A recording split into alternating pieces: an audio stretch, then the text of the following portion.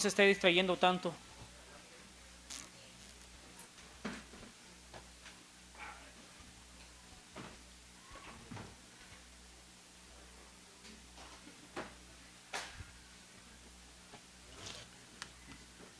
Damos gracias a Dios una vez más este día.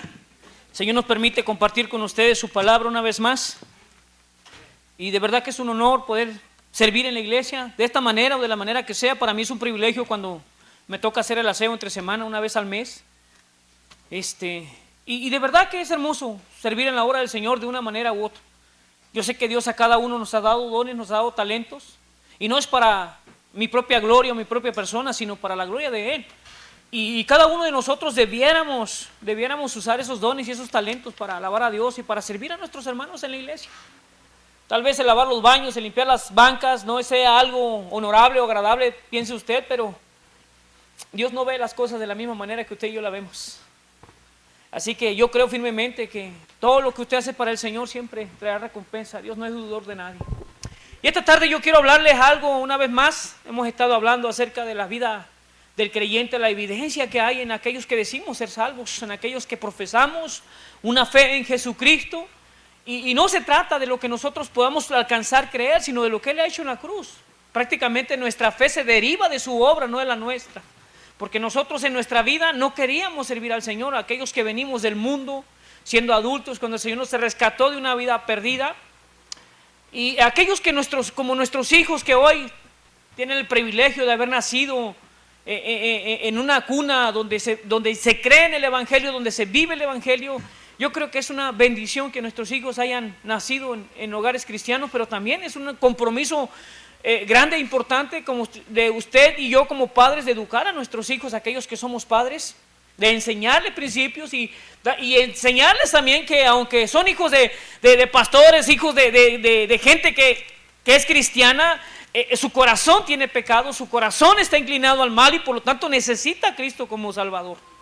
Creo firmemente que es tarea no solo de los padres, sino también acá en la iglesia, nosotros, en nuestra conducta, en nuestro comportamiento, en la manera que vivimos, que debe de girar en torno a la obra de Cristo, a lo que Él ha establecido, a esos principios, a esos valores, a esos estatutos que Él ha establecido para que su iglesia se conduzca. Él ha puesto lineamientos en nuestra vida, ha determinado hasta dónde podemos llegar nosotros como hijos de Dios. ¿Por qué? Para salvaguardar nuestra vida y nuestra integridad y poder ser así testigos, discípulos de nuestro Dios a través de nuestra vida, nuestra conducta, nuestras acciones.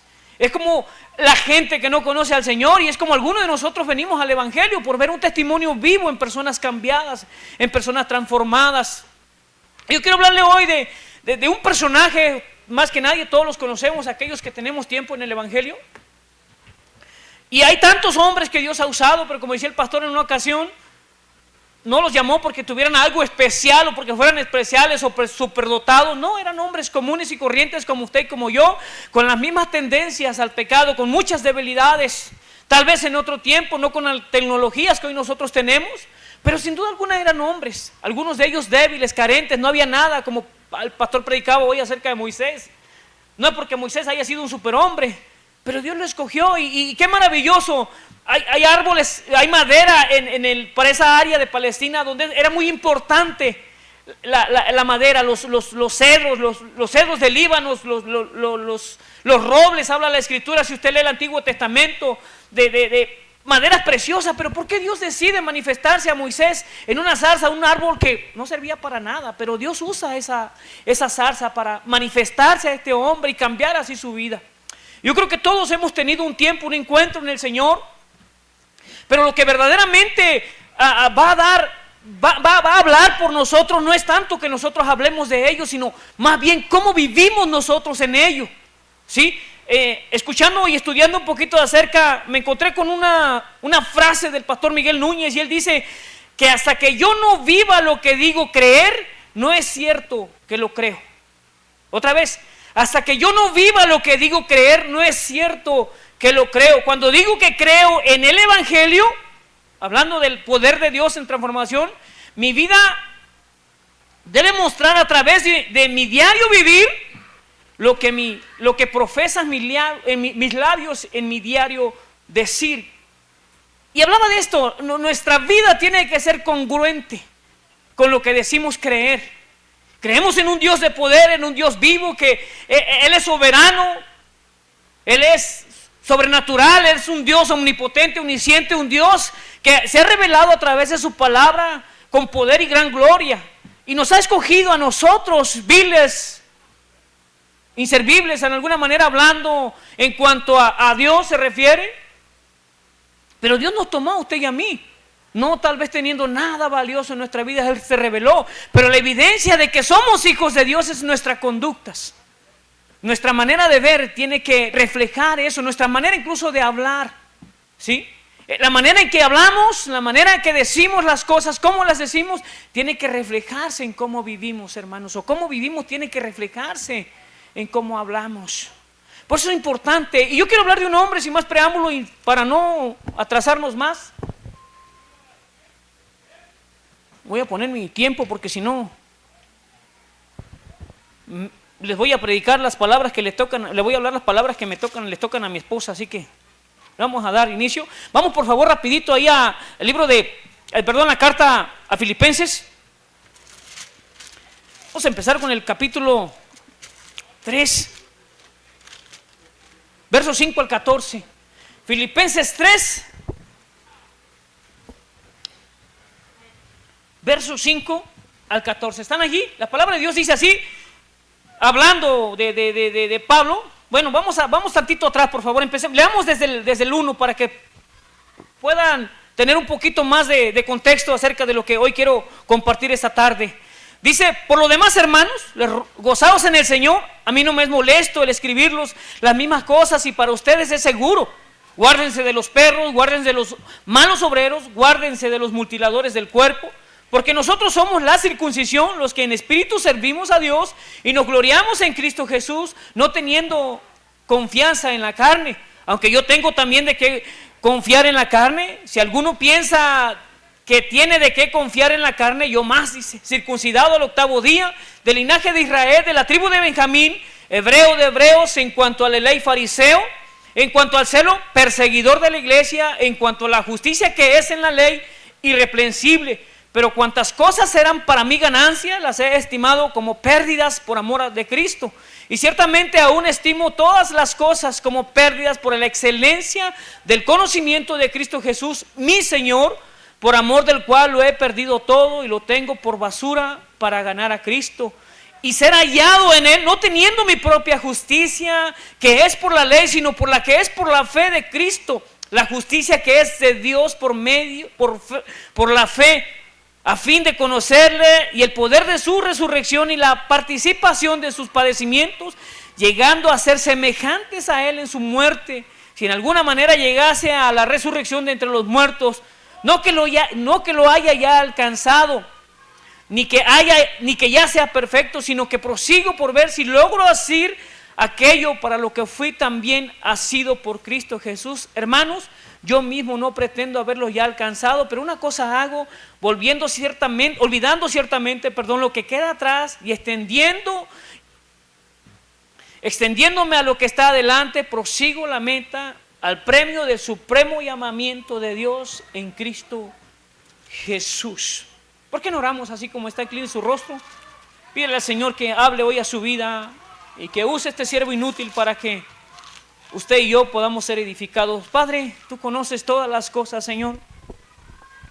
En tus manos están los tiempos, Señor, y los tiempos de nuestras vidas. Tú sabes lo que éramos sin ti y tú sabes lo que hoy somos contigo, Señor, por lo cual yo te ruego, ayúdanos hoy, Padre, que a través de nuestra vida podamos reflejar esa fe que decimos tener, que podamos ser congruentes, Señor, y llegar a la madurez de hombres y mujeres llenos de tu Espíritu, Padre, que no solo confiesan con sus labios que sirven a un Dios vivo, sino que viven para un Dios vivo, Señor, en toda su manera de vivir.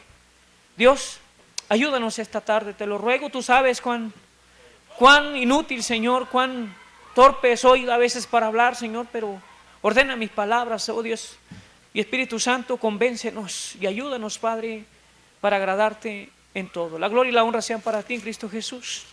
Amén.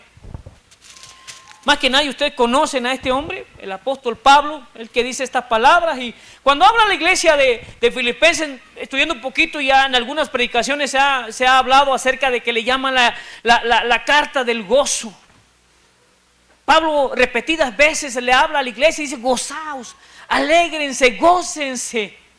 Y viendo un poquito acerca de la manera en que se escribió esta carta, Pablo estaba encarcelado en una cárcel en Roma, una cárcel horrible, encadenado todavía con sus pies pegados al cepo, dice. Sufrimiento, pero él habla de gozo, de alegría, y le escribe a esta iglesia porque en ese tiempo se estaban introduciendo, o los hermanos judíos o los judaizantes, se estaban convirtiendo al cristianismo, y ellos estaban obligando a los creyentes gentiles a que se circuncidaran y guardaran la ley, porque a través de eso iban a ganar ellos la salvación, cuando la salvación, el apóstol mismo dice, y en el mismo evangelio nos enseña que es por gracia, que es un don de Dios. Entonces los judíos estaban enseñando estas cosas a la iglesia y perturbando, desviando del propósito principal del evangelio. Estaban negando esa verdad al enseñar que tenían que someterse a la ley que nadie había podido ni ha podido cumplir, solamente nuestro Señor. Cosas que están a kilómetros de nuestras posibilidades de poder cumplirlas. No podríamos. Ni en nuestra fuerza, ni aún como hijos de Dios, seguimos siendo faltos para cumplir la ley. Solo es su gracia sobre nosotros. Y Pablo le hablaba acerca de la iglesia, de hombres que estaban parloteando y diciendo que ellos eran hombres judíos y que no eran como los demás, pero que era necesario hacer tales o cuales cosas para alcanzar la salvación. Y Pablo les recuerda, les exhorta de alguna manera, y les recuerda que el evangelio es por gracia, es un don de Dios, y que por lo tanto debemos perseverar en esa gracia. Creo que a través de los años que el Señor me ha permitido vivir como hijo de Dios, he entendido, hermanos, que no se puede llegar a una madurez, no se puede obtener un crecimiento sino solamente dependiente de la obra y gracia del Señor, a través de una comunión con Él, a través de un estudio de la palabra, no solo una lectura, a través de buscar y querer practicar esas verdades en mi vida, porque si no, como dice el pastor y doctor Miguel Núñez, hasta que usted no compruebe con sus acciones lo que usted dice o lo que usted cree, será mentira lo que dice creer. Y hablamos de un Dios vivo de verdad, y Dios es vivo, es un Dios hacedor de maravillas y prodigios. Y quiere ver un poquito. En la serie que el pastor dando en la mañana, veremos las obras gloriosas y maravillosas que Dios mostró al pueblo de Israel para convencerlos de su poder, de su deidad, para manifestarles cuánto amor y quién era el que les estaba llamando. Usted ve las obras de la iglesia primitiva en Hechos, y usted va a ver la gloria de Dios manifestada a través de sus hijos. Hablamos de un Dios que tiene poder para liberar, y de verdad en nuestro pasado algunos de nosotros, nuestro pecado era como cadena que nos ataba, y Dios las ha roto. Dios nos ha hecho libres, Dios nos ha restaurado, nos ha limpiado para vivir una vida diferente, pero a veces pareciera, hermano, que no ha pasado nada en nuestras vidas. El evangelio decía en este mismo contexto que hablaba el pastor Miguel Núñez, él decía que el evangelio, y creo firmemente que es verdad, el evangelio se firmó, la libertad que usted y yo tenemos como hijos de Dios al ser absueltos de la condenación eterna, fue firmada con sangre, hermanos. La sangre de nuestro Señor y Salvador costó la libertad de usted y la mía, para poder tener acceso a Dios. Es un evangelio sangriento a través de los tiempos. Y si usted tiene la oportunidad, lea la historia de los mártires, y verá que la mayoría de los apóstoles, excepto creo que el apóstol Juan, si no me equivoco, fue el único que murió de viejo, pero la mayoría murieron martirizados. Dios no nos llamó a vidas cómodas. No nos llamó a ser hombres influyentes, con posturas importantes en nuestra sociedad. Y qué bueno que haya hombres y mujeres que están trabajando en la política. Qué bueno, no lo veo malo, pero el problema es cuando son arrastrados a la misma cultura de la política y se olvidan del propósito por el cual están ahí. Y aunque no vamos a hablar de política, vamos a hablar de esa vida que usted y yo estamos comprometidos a vivir, hermanos. Y no es de otra manera, no es de otra manera más que a través de ver y creer y confiar y aplicar las verdades bíblicas a nuestras vidas. El apóstol habla en el verso 5, que es donde vamos a basar nuestra predicación esta tarde. Habla acerca de lo que él era. Primero, versos 5 y 6 hablan, dice: circuncidado el 8º día, de lo que él era, del linaje de Israel, de la tribu de Benjamín, hebreo de hebreos, en cuanto a la ley fariseo, en cuanto al celo perseguidor de la iglesia, en cuanto a la justicia que es en la ley, irreprensible. Un hombre religioso, pero que cumplía lo que a él se le demandaba. Un hombre influyente en su tiempo. No era cualquier persona, hermano. Era un hombre que tenía poder desde su juventud, un hombre aplicado a las tradiciones y costumbres judías. Un hombre que no se dedicó a perder el tiempo en su juventud. Él sabía, tanto que algunas fuentes dicen que él estaba puesto para sucesor de Gamaliel. Y no quiero ir mucho acerca de Gamaliel. Era un doctor de la ley, un hombre importantísimo. La mayoría de sus contemporáneos lo conocían y lo reconocían y lo respetaban como un hombre de importancia y de gran enseñanza en su tiempo. Y Pablo tenía este llamado para ocupar ese lugar. Dice que era un hombre, y fíjese, celoso de su nación. Y le llamaron Saúl por nombre, o por honrar al rey Saúl. Por eso le pusieron Saulo. Dice que era del linaje de David. Nació por ahí, algunas fuentes dicen que en el año primero antes de Cristo fue cuando nació, y más o menos en su juventud es cuando él empieza a ser influyente y a tener una participación importante. Y si no, pues lo vemos ahí cuando Esteban es apedreado. Dice que pusieron la ropa de Esteban después de haber sido muerto a los pies de un joven que se llamaba Saulo. Era un hombre totalmente celoso de las tradiciones y costumbres. El problema es cuando lo religioso llega a nuestras vidas y nos moldeamos a un sistema el cual no sobresale de allí, hermanos. Nos conformamos a cumplir leyes, a cumplir mandamientos por estar bien, por cumplirlos, por obligación, para resaltar, para ser renombrados, para ser reconocidos. La religiosidad en el creyente lo lleva a esta área. Y si no podemos verlo a través de la historia, no solo en la vida de Pablo, como la iglesia en su tiempo, o más bien los judíos, empezaron a encarcelar a aquellos que empezaron a creer en el evangelio. Algunos eran muertos. Y si no, a través de la historia, nuestra edad, de nuestro tiempo, ¿qué hizo la iglesia por muchos años? Mató en nombre de Dios a tantas y tantas personas, porque no pensaban como ellos, que decían: ve a matar infieles y vas a obtener el cielo. ¿Qué hicieron las cruzadas? Mataron a tanta gente. Y uno de los argumentos que con los satánicos o los que se denominan ateos que ellos tienen, cuando he platicado con ellos, es que dice que nuestro Dios en el Antiguo Testamento es un Dios cruel. Entrevistaban alguna vez a un satánico y lo criticaban porque decía que él sacrificaban animales y tomaban su sangre. Dice: yo sacrifico animales. El Dios que ustedes hablan de la Biblia era un Dios cruel. Vean cuántos niños, cuántos hombres, cuántas mujeres mató sin piedad. Pero si supiera el contexto, el por qué Dios determinó esta situación. Y muchas veces eso es lo que hace la religión en nuestras vidas. Nos ponemos nuestro atuendo, nuestro mejor saco, nuestra mejor máscara, y llegamos a la iglesia con esta postura, pero en el fondo de nuestro corazón seguimos siendo las mismas personas. Aparentamos ser algo que no somos. ¿Sí? Y ese es el problema que Pablo tenía. Era un hombre celoso según él, su costumbre. Dice que cumplía la ley al pie de la letra. Era un hombre irreprensible. No habría reproche o tacha contra de él. Defendía a capa y espada lo que él creía. Y se levantó como un caudillo para exterminar a los cristianos que el Señor Jesús había alcanzado a través del ministerio del apostolado de cada uno de los apóstoles. Iba de lugar en lugar, de ciudad en ciudad, buscando, arrestando, golpeando, maltratando, hasta que negaran ser cristianos.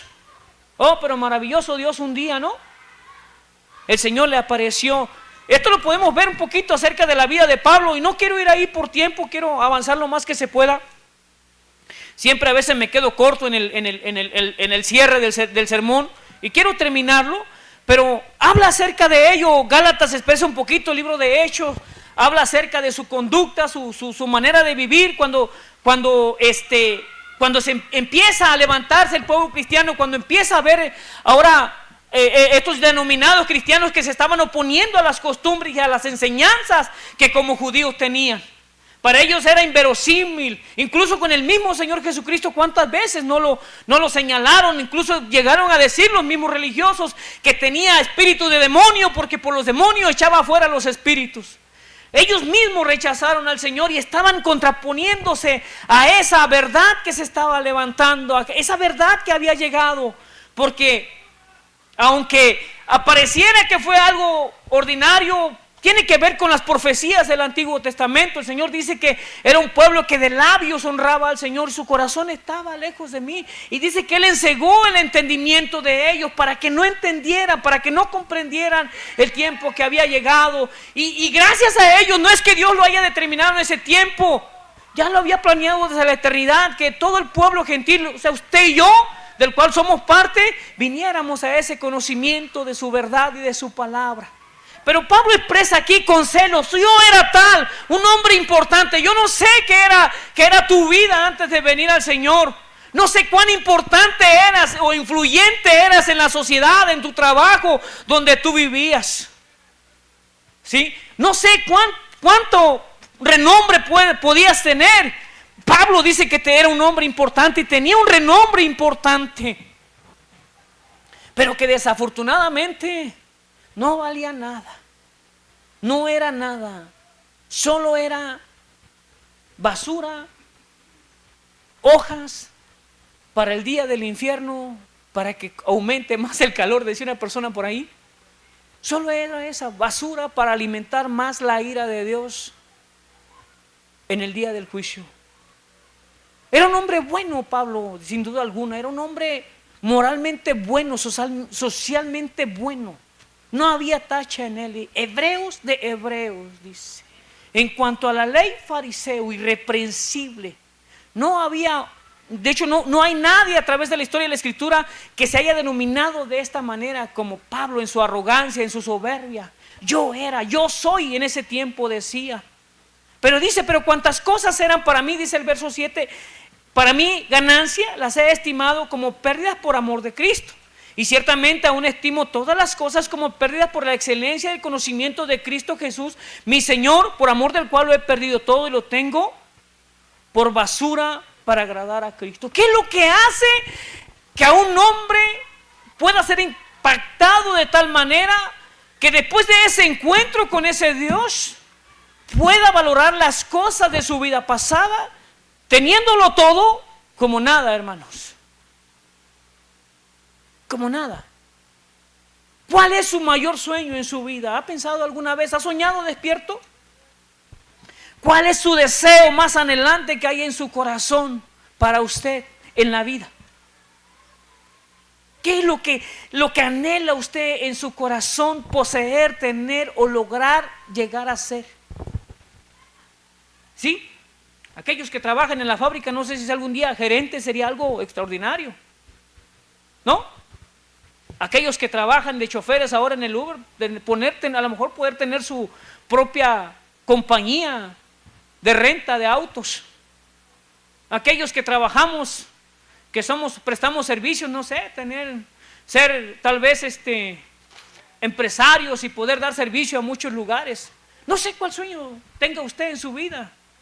Pero por muy importante que sea, por muy valorado que usted, por mucha estima que usted le dé o valor que usted le dé, no tiene nada de valor en comparación a conocer al Señor. Y Pablo lo expresa de esta manera.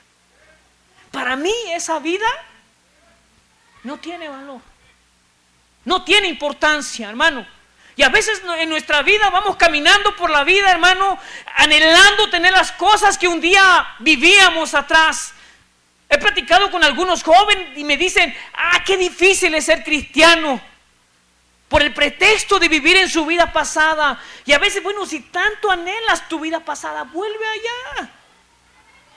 Deja de quitar mi tiempo y de inhalar ese espíritu, ese aire de vida, de armonía que viene a mi vida cuando estoy con mis hermanos. Deja de quejarte y vuelve al mundo. Si allá eras feliz, si allá pasabas tu tiempo formidable y no había preocupaciones, no había lucha, no había problemas, vuelve allá. Si como cristiano usted y yo estamos luchando, definitivamente es una lucha. Decíamos al principio, el evangelio se firmó con sangre, hermanos. No fue fácil y nuestro mayor ejemplo es nuestro Salvador. Él no evadió el castigo, no evadió la cruz.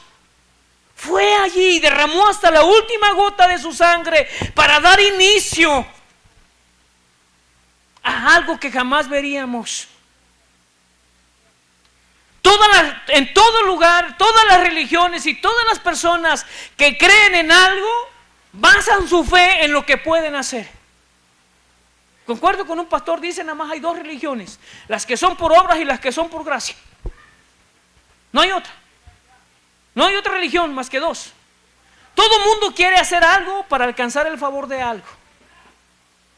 Y no vamos a hablar de las religiones o sectas que hay a nuestro alrededor, no.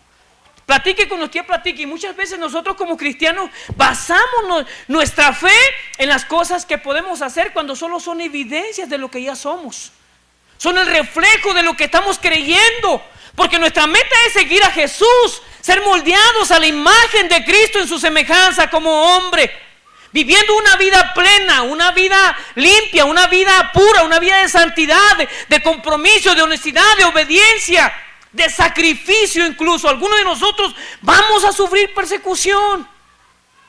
Y prueba de ello para aquellos que salimos de una vida pasada difícil, cuando nos juntamos con nuestra familia a participar de las cosas que hacían, hoy somos rechazados, somos señalados, ya no nos juntan, ahora nos critican por el hermanito, por aquel. Y espero que usted esté siendo perseguido de esta manera, de alguna manera, porque entonces hay evidencia de que su vida ha cambiado, de que usted es una nueva persona, no porque viene a la iglesia. Para ellos los que vienen a la iglesia son porque son buenos, no es cierto. No hay nadie perfecto aquí, todos somos tan imperfectos, todos carecemos de tanto. Pero Dios le ha placido darle la oportunidad de estar en este lugar y de tener la libertad que Cristo nos ha dado, hermano. Ya no somos condenados. ¿Qué es lo que puede hacer? ¿Qué es lo que pudo hacer en Pablo esta situación? ¿Cómo pudo cambiar de una fe, de una mirada firme en lo que él creía, en lo que él pensaba? Incluso él creía que cada vez que mataba a cristianos estaba agradando a Dios. ¿Qué lo llevó a ser tan perseverante, tan radical en esta decisión? Y después de que el Señor le apareció en camino a Damasco, cuando quedó ciego esos 3 días, su vida jamás volvió a ser la misma. Y veía a Pedro se tropezó. Después que el Señor murió y resucitó, no lo creía. Incluso en Juan nos narra una historia donde dice, ¿sabe qué? Yo me voy a pescar. Estaba ocioso. Y qué maravilloso cuando el Señor lo encuentra y le dice, Pedro, ¿me amas? Y le pregunta 3 veces y confirmando otra vez que la fe que él tenía no era en vano, que lo que el Señor había hecho por él no era en vano, que el que lo había llamado era Dios mismo y por lo tanto él no podía renunciar a ese llamado que Dios le dio. Pero ¿qué hace que una persona pueda ser diferente? Aquellos que les gustó mucho el baile y hoy, yo soy una persona que me encanta la música, me gusta toda la música. Sí, pero yo sé que no toda la música es buena. Y me da tristeza a veces como prestador de servicio, cuando hermanos que me dicen hermanos, que sé que van a una iglesia, y no les critico, al final música es música, pero ¿de qué se está llenando tu corazón? Trae música secular en su carro y ojalá fuera una música de pérdida o podemos decir instrumental, relajante. No, es una música que habla de infidelidad y de borrachos y de cosas terribles. ¿Sí? Dialogaba con un amigo, un hermano que según él va a la iglesia y tiene un ministerio y me preguntaba, discutíamos acerca de qué malo tiene que él se tatuara un tatuaje en el cuerpo. Le digo, si lo hiciste antes de Cristo no pasa nada, pero soy como cristiano, tú quieres tatuarte, ve al Antiguo Testamento, ve a Deuteronomio, ¿qué dice acerca de los mandamientos del Señor? No, pero es que eso está en el pasado. O sea que Dios, por ser cruel, por aparentarnos cuando no conocemos la Escritura, que era un Dios cruel, mataba mujeres y niños, ¿deja de ser Dios?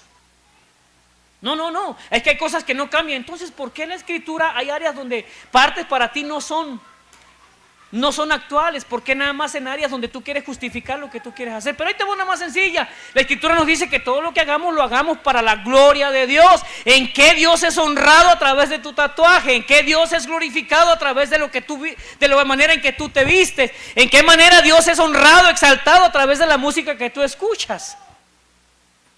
¿De qué manera recibe Dios gloria y honra a través de lo que tú haces?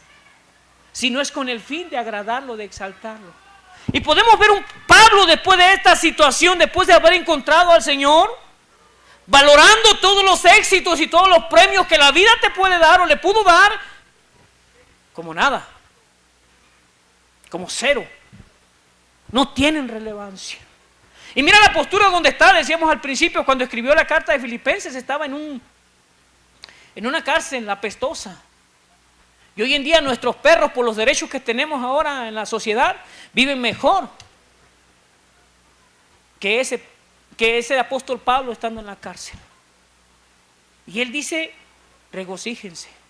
Y él dice, no quiero nada de la vida pasada con tal de agradar a Cristo, estando en el sufrimiento. Con frío le dice ¿qué le dice a Tito? No, a Timoteo le dice, trae el capote. Me imagino que hacía frío en esa prisión, encerrado allí, no se la estaba pasando bien. Y hoy en nuestras iglesias contemporáneas, yo creo que eso nos ha hecho tan fusilánimes en cuanto al evangelio, hermanos. Tan pasivos, tan indiferentes. A veces nos cuesta trabajo decidir venir a la iglesia. Y lo cuestionamos, si ya fui el domingo pasado, si ya fui el miércoles, ¿qué de malo tiene que me quede hoy? Hasta esas cosas nos cuestan trabajo discernir si es bueno o es malo. Pero cuando vamos a la fiesta no consideramos si hay bueno o hay malo. Nada, es que mi hermana, mi primo, mi pariente. No es que sea malo que usted conviva con sus cristianos, con sus hermanos, o con sus familiares, cuando usted va con el propósito de que Cristo sea glorificado a través de usted presentarles el evangelio. Pero si va a ir a participar de las mismas cosas que ellos hacen, no vaya mejor. Es vergonzoso eso, porque mira el cristianito, ¿sí? ¿Por qué? ¿Por qué puede tener tanto impacto el evangelio en la vida de Pablo y muchas veces en nuestra vida no, hermanos? ¿Por qué lo que hacemos para el Señor depende de nuestra fuerza y de nuestras habilidades? ¿Cuánto hemos orado por los eventos que tenemos pendientes? ¿Cuánto estamos orando por las ganancias de alma cada vez que salimos? ¿Cuánto estamos orando porque el Señor avive nuestras vidas en esta iglesia y podamos ser hombres y mujeres de Dios? No solamente que vienen a una iglesia, sino que dan testimonio, que están uno a favor del otro, que estamos intercediendo por aquellos que están en situaciones. Ya se fue la hermana Jero y gracias a Dios yo he puesto una carga en mi vida y sigo orando por ella, el hermano Felipe, la hermana Toñita, que son los enfermos de nuestra iglesia. Y algunos de ustedes yo sé que lo están haciendo. Pero ¿cuánto estamos involucrados en la oración? ¿Cuánto ha cambiado nuestra comunión y relación con Dios en nuestro diario vivir como cristianos? Algunos de nosotros lo más que recibimos de Dios es hoy domingo, hermanos.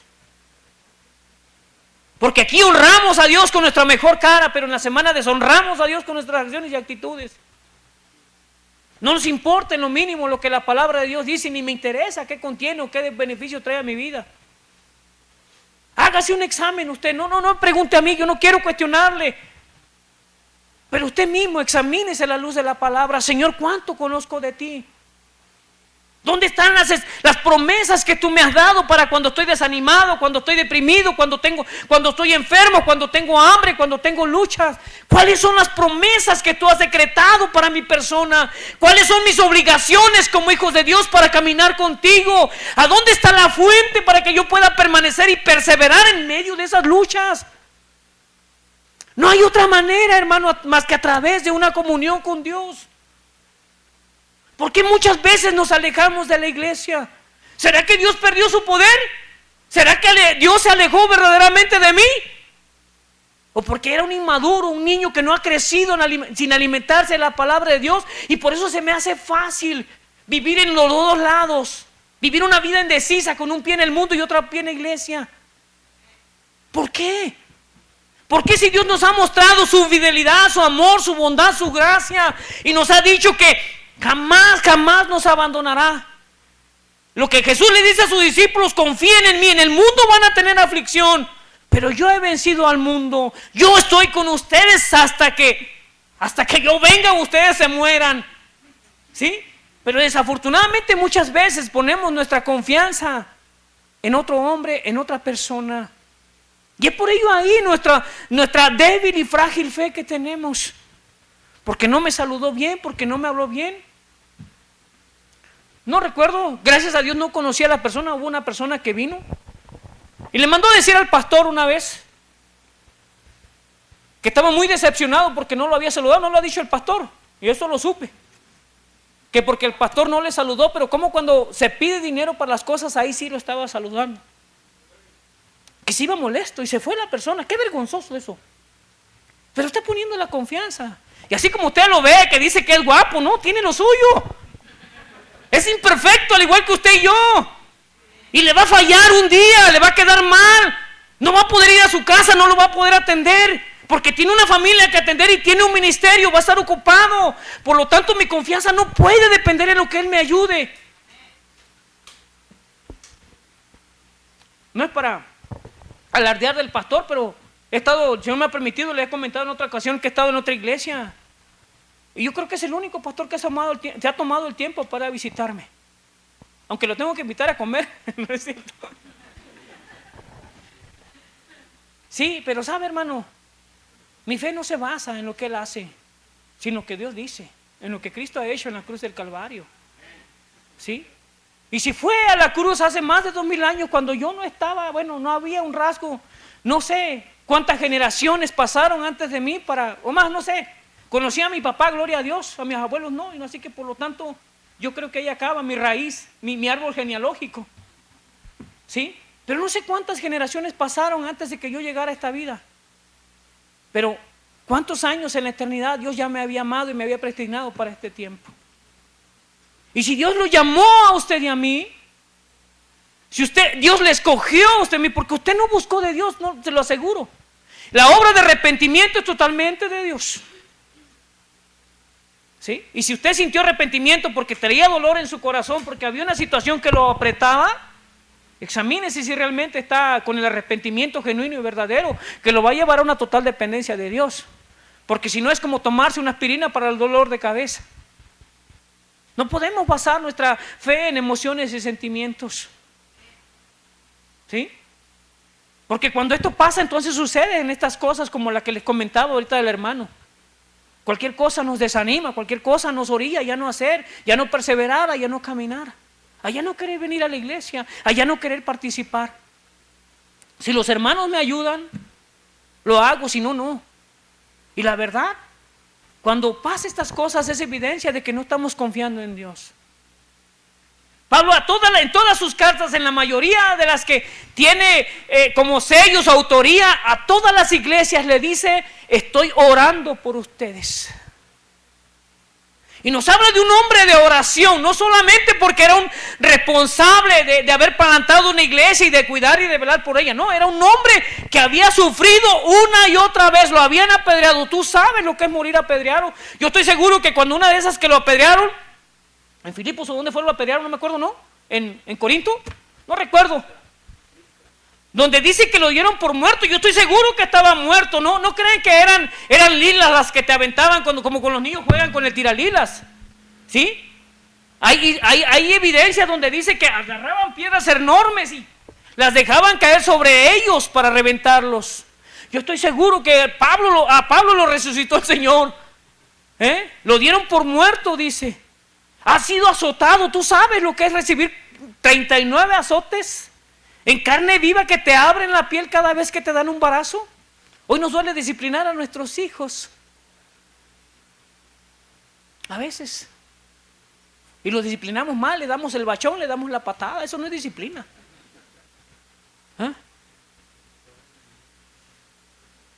No es disciplina eso.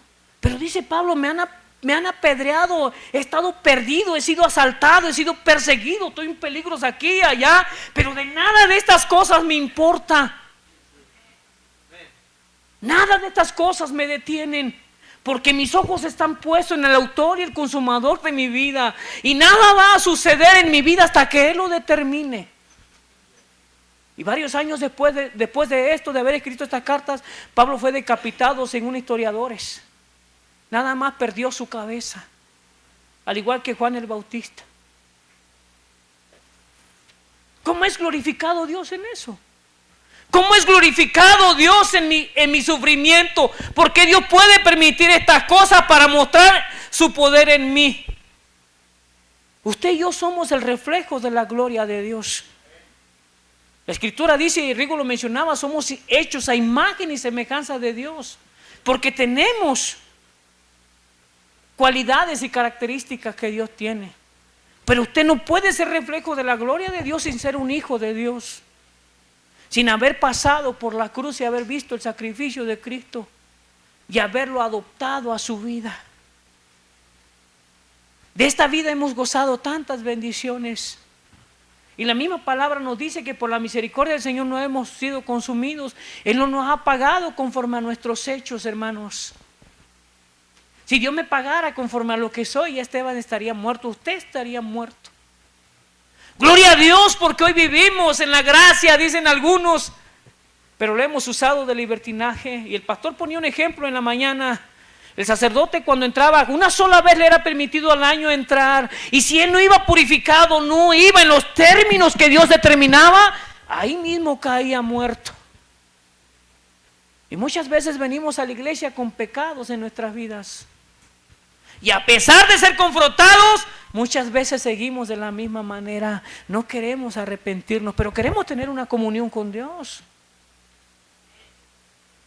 Y eso se refleja en una vida amargada, hermano. Cuando no hay paz en nuestra vida, cuando el Espíritu Santo no está obrando en nuestra vida siempre será frustrada. Veremos todo mal, estaremos en desacuerdo con todo, todo nos molestará, todo. No habrá una cosa que nos haga sentir bien.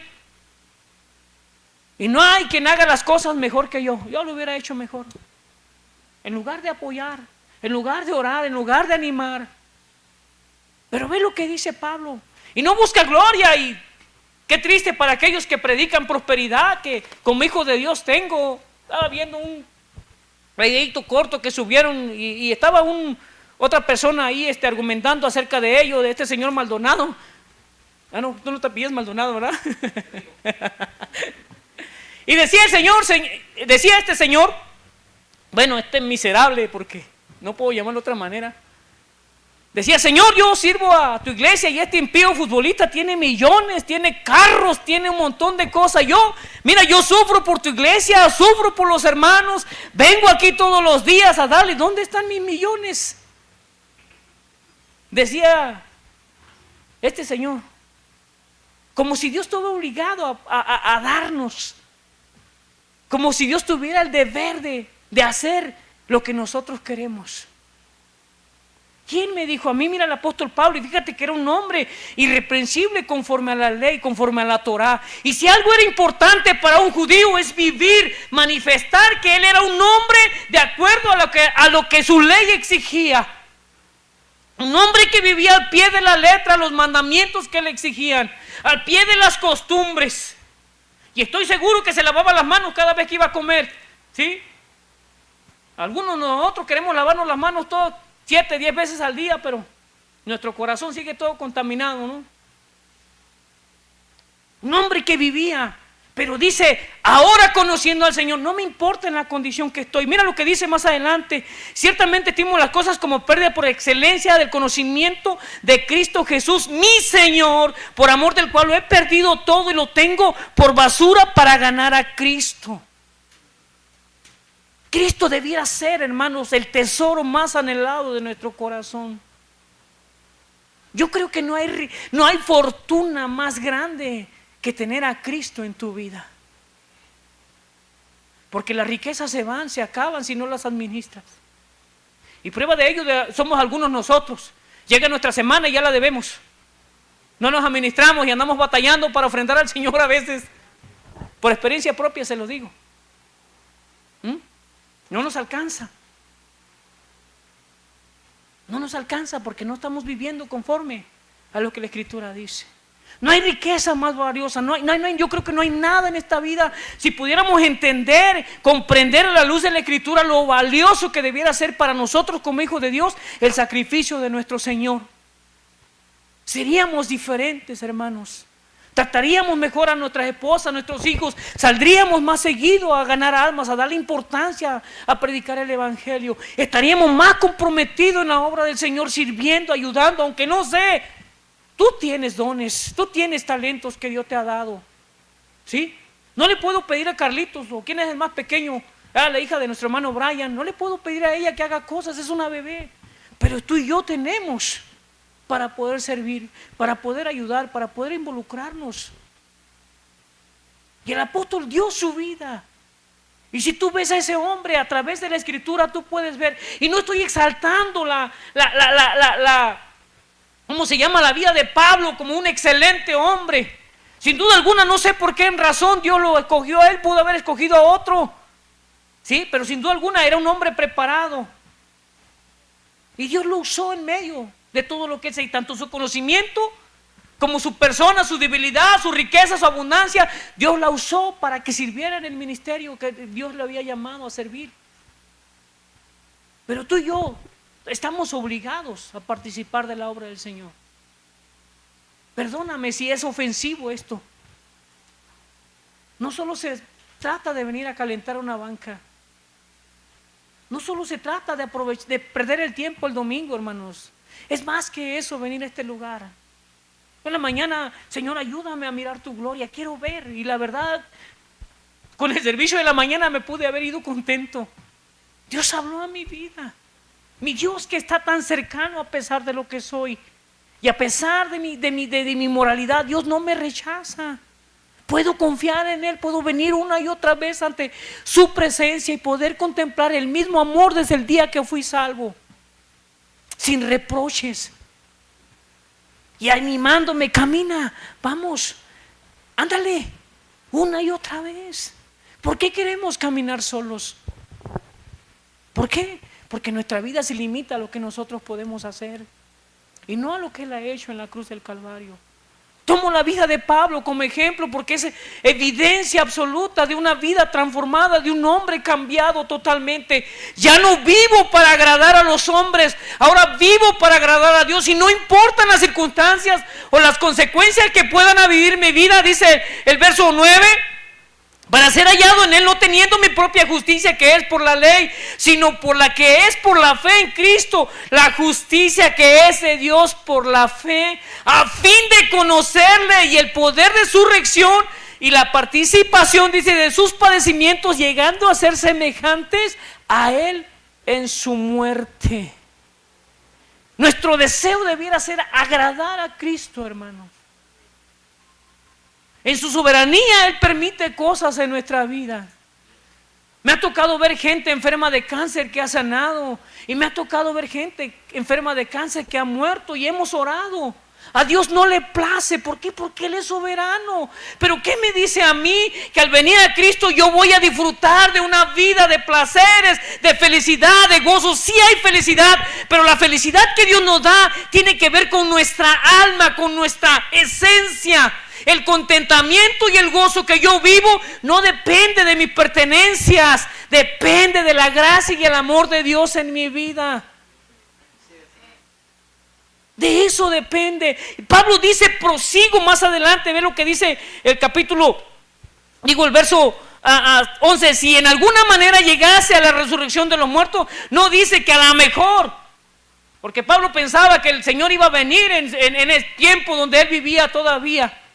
No iba a haber muerte, pero al Señor les pareció extender este tiempo hasta nosotros.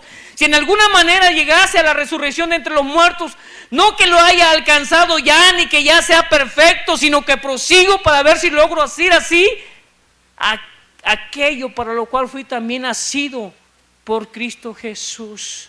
Prosigo el blanco, prosigo la meta. ¿Qué dice Hebreos 12? Puesto los ojos en Jesús, el autor y consumador de la fe. Nuestra mirada allí, hermano, en medio de las circunstancias difíciles que enfrenta, Cristo es mi deseo, Cristo es mi fuente, Cristo es mi anhelo, Cristo. No dependamos de la gloria a Dios por aquellos que tenemos pareja, pero si nuestra felicidad está basada en nuestra esposa, en nuestros hijos, en nuestro trabajo, en las cosas que podemos lograr o alcanzar, estamos fritos. Estamos fritos porque un día no vas a tener las fuerzas para trabajar. Algún día tu esposa, tu esposo va a fallecer o incluso te va a abandonar. Y te vas a quedar solo. Algún día tus hijos, aquellos que somos padres, se van a ir. Algún día tu mamá, tu papá, tus hermanos te van a abandonar. Y solo a lo mejor vas a morir. Pero sabe, Dios no te abandona, por eso nuestra mirada debe estar en Él. Él no falla. Él no es mezquino, Él no es indiferente. ¿Sí? Y Él merece que tú y yo le honremos, le adoremos. Y adorar no es que venga usted a cantar con todo su corazón y con toda su fuerza, esa es parte. La adoración al Señor es vivir una vida conforme a sus principios. Todos los días de tu vida, esforzarte, caminar, dice el apóstol Pablo, prosigo la meta. No que lo haya ya alcanzado, sino que ya sea perfecto, sino que prosigo por ver si logro hacer aquello para lo cual fui también nacido por Cristo Jesús. Hermanos, yo mismo no pretendo haberlo ya alcanzado. No todos, no podremos alcanzar la perfección en este cuerpo. Por eso Dios nos promete un cuerpo glorificado. Pero lo que sí podemos lograr es una vida en santificación, hermanos. Una vida en santificación. ¿Y cómo se pelea por una vida para una santificación? A través de una comunión primero con Dios y su palabra, creyendo sus promesas y sus verdades, conviviendo con aquellos que son miembros de esta familia que Dios ha traído, buscando agradar, sabiendo que donde yo estoy, donde quiera que estoy, donde quiera que ando, Dios está de por medio, mirando mis acciones y mis actitudes, y a Él yo no le puedo engañar. Puedo quedar bien con el pastor y con algunos de ustedes, pero ¿quién es Esteban en la intimidad allá en su casa solas? Cuando no hay nadie en casa, cuando está en su trabajo solo, cuando está conviviendo con gente que no teme al Señor. Esa es la adoración, mantenerme firme en la decisión, en la determinación como hijo de Dios para agradar a Dios en todo. No es que no fallemos, definitivamente. Su carne y la mía es débil, tiene tendencias y más a lo malo, aquellas cosas que a Dios no le agradan. Y es fácil ser envueltos en la mentira y participar de la mentira. Es fácil verse envuelto en críticas destructivas en contra de nuestros hermanos. Cuando alguien se acerca o cuando yo expreso algo de inconformidad en contra de otro hermano. Cuando no me gusta cómo se hacen las cosas y nadie lo hace mejor que yo. Pues es importante que usted y yo dependamos de Cristo. Aprendamos a depender de Dios en una comunión. Y mira lo que dice el 14: prosigo la meta al premio del supremo llamamiento de Dios en Cristo Jesús. ¿Cuál es el propósito para el cual Dios te llamó o me llamó, hermanos? ¿Qué es lo que Dios, por qué Dios tuvo a bien en su misericordia mirarte a ti y no mirar a aquellos que son para perdición? Hay una canción de pastor, ¿cómo se llama? Marcos Vidal. Dice: ¿qué viste en mí? ¿Qué de bueno tenía yo para que tú me amaras, para que tú me vieras con ese amor que el de una madre siquiera puede expresar? El amor de una madre por un hijo va más allá. ¿Qué fue? Que a pesar de haber quebrantado, haber malgastado lo que tú me confiaste, sigo siendo amado de la misma manera, siendo perdonado, hermano. A menos que tú te consideres correctamente bueno. Y mira lo que el apóstol decía, que era irreprensible, perfecto en su andar y caminar, perfecto en su conducta. Él sabía que había fallado a Dios de una u otra manera, porque nuestro pecado nos ha sido imputado desde la caída de Adán. En nuestra naturaleza, en nuestra propia naturaleza, alejados de los méritos de Cristo, no podemos agradar a Dios. Por eso necesitamos perseverar, hermanos, mirando a Cristo, para cumplir el propósito y llamado que dio, aunque sea solo el de limpiar los baños, no sé. Dios nos ha dado, y yo estoy seguro que el llamado del pastorado no es decisión del pastor, es llamado de Dios. El de los maestros igual. Cada uno de los ministerios, el de los apóstoles en su tiempo, no se eligieron a sí mismos. Los de los maestros, aquellos que enseñan, a los que predican, a aquellos que tienen ministerio, no son porque son buenos o porque saben hacer las cosas. Y si no ve a Pedro siendo un experto en pescar todos los días, ¿qué le dice cuando el Señor lo salva? Toda la noche pescamos y no agarramos nada. Y le dice al Señor, échala a tu lado. Bueno, pues está bien, dijo, ¿qué me puedes enseñar a mí de pescar si soy un experto en la materia? Pero sin embargo en tu nombre lo echaré, ¿no? Y oh, maravilloso, sus ojos son abiertos y conoce a su Señor y Salvador y deja todo lo que había pescado en ese día.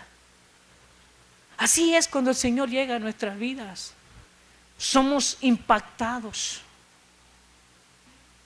Y para terminar, el Evangelio en nuestras vidas, por lo brutal que ha sido en cuanto a aquellos que han creído, en la manera que muchos han acabado sus vidas, han entregado, como el apóstol Pablo. Si tú atravesaras una carretera, vamos a decir, una de alta velocidad, que más de 100 kilómetros la que tiene en nuestro país, te chocara un tráiler con 80 toneladas, tú tuvieras un encuentro y te atropellara ese tráiler, ¿te levantarías como si nada? ¿Verdad que no? Sería loco que te levantaras sin un rasguño, sin ni siquiera sucia la ropa. Yo creo que así de impactante debiera ser el Evangelio en nuestras vidas, hermanos. Así debiéramos ser impactados con la obra de Cristo en nosotros, para poder mirar, para poder fijar nuestra mirada en ese Dios y buscar en todos los medios, en todas las maneras, agradarlo a Él. A través de cómo vivo, a través de cómo hablo, a través de cómo pienso, a través de todo lo que hago en mi vida.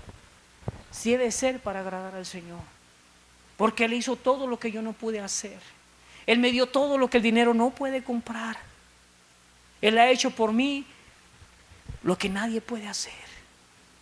Así que Él es digno de que tú y yo le honremos, le exaltemos. Y aún si a Él le placiera no darte nada en esta vida, porque no merecemos nada, Él sigue siendo digno de nuestra admiración, de nuestra adoración, de nuestra alabanza. Y por ello debemos adorar a nuestro Dios, dar a nuestro Dios, honrar a nuestro Dios, amar a nuestro Dios.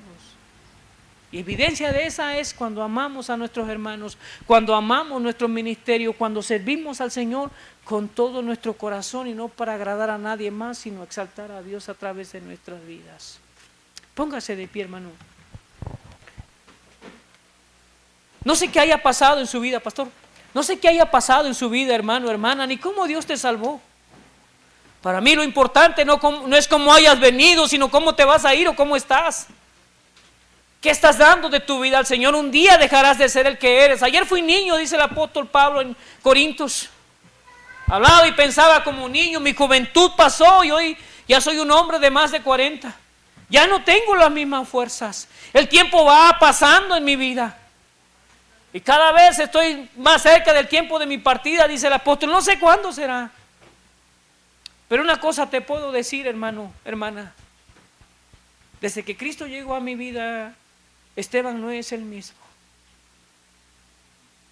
Mi vida ha cambiado. Y yo espero con todo mi corazón que la tuya también. Que tú y yo estemos siendo evidentes de que el Señor ha transformado nuestras vidas a través de su evangelio bendito. Que nuestra esperanza no está muerta ni confiada en un hombre. Que un día le veremos cara a cara. Un día estaremos con Él para la eternidad. Le conoceremos tal cual es, no a través de los ojos de nuestra fe, sino como Él es, en todo su esplendor y su gloria. Así que